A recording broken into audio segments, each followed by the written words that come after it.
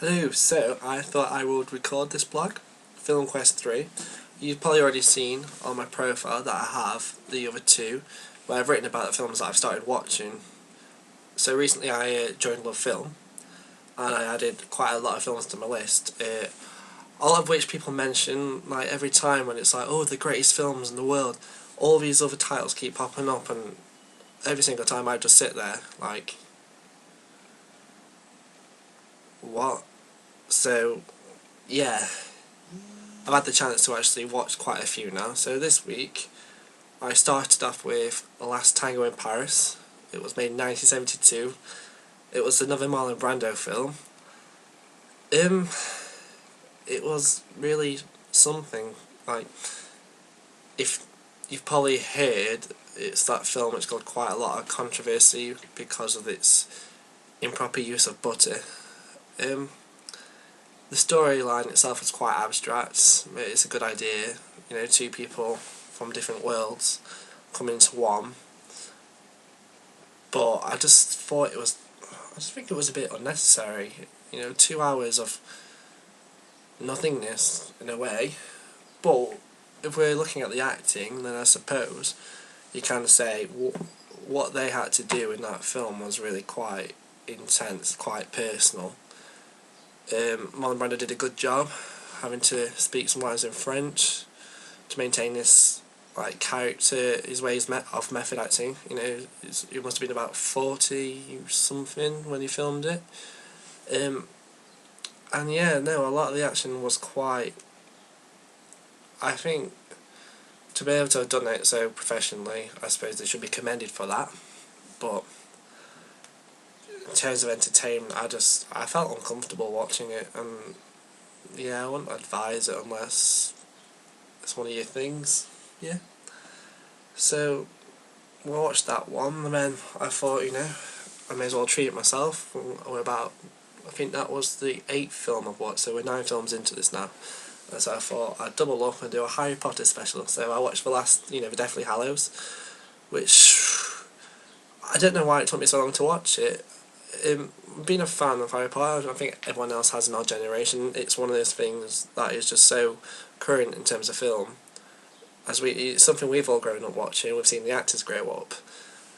But one thing I noticed in particular was just how large the cast is, how many actors and actresses, many of which are like Britain's like the cream of the crop, so to say.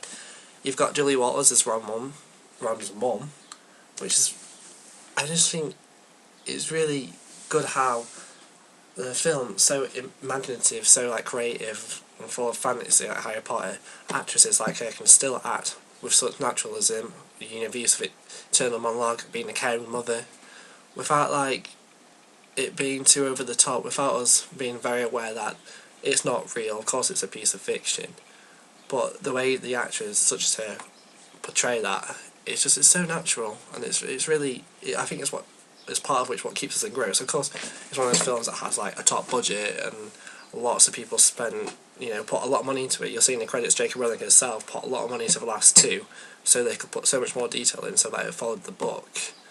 But at the same time, if you scratch down to the surface, the acting is still there. You got your people like Daniel Radcliffe, Emma Watson, and Rupert Grint, who've been playing the same roles for must have been about 10 years now, and they're so like intense when they're watching it. It's so effective. You can tell they've worked really hard doing that. Yeah, they're going to get paid a lot for it, but they still keep their feet on the ground when they're acting. They're not arrogant, and it's a really nice on-stage relationship between those three, especially with Hermione and Ron with their romance blossoming, especially the last one. And you got Daniel Radcliffe, and I think just overall, you can tell they've been trained very well when they're doing it. Sorry, there's like obviously some like, oh, they must just like me talking about Harry Potter. Other people who are in it, I think most of the best actors, will have some point had a cameo in Harry Potter. I think Jim Broadbent is Professor Slughorn. He's been there all the time. I won't say he's one of the best, but he pops up a lot recently. You know, he's Bridget's dad in Bridget's Diary, very funny. he's the dad in Hot Fuzz. I mean, I suppose he's like quite a stereotype. He's been like, what's that word? When like you're cast in a certain part. Oh, I can't remember now. Typecasted, that's the one. He's been typecasted. Who else was there? Is it Maggie Smith? She was also in that recent TV programme Downton Abbey, and she's Professor McGonagall in Harry Potter. She's been on and off 10 years. And there's Helena Bonham Carter. She was one of my favourites. Bellatrix Lestrange. She's so good at doing these dark, twisted characters and just getting so into her role. And it's so fascinating to watch. And she's so like evil. You just can't think that her character is just hate her. But the thing with Helena Bonham Carter, she does such wacky characters with such a good contrast in every single films I've seen of her. I mean, she's done a lot of Tim Burton ones, so she's done Charlie and Chocolate Factory as Charlie's mum, quite, a low status person, a poor woman who just cares for her family. When you got her doing voiceovers for stuff like Corpse Bride, and she's also Mrs. Lovett in Sweeney Todd. Yeah, it's a musical, so it's quite different format to all the films you see, but she still plays that craziness. She still plays what is required of her role effectively. I mean, that's why she's probably one of my favourite actresses that I see. But going back to Harry Potter, it's that suggestion that something, it's so imaginative, it's so creative. They must have worked so much on the green screen, and it's obviously one of the high-end films, probably one of the better films of today. And it's so good to watch. It's got a strong story, and I don't think that would have been delivered so well if they didn't have the casting down so good as to what they have.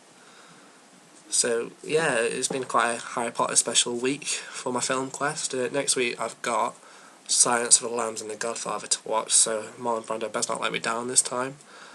And I hear Silence of the Lambs is going to be quite a contrast to all the other films I've put on my list so far, because it's more of a thriller, horror style instead of like a revenge like Dead Man's Shoes or whatnot. So watch this space, and thanks for watching this.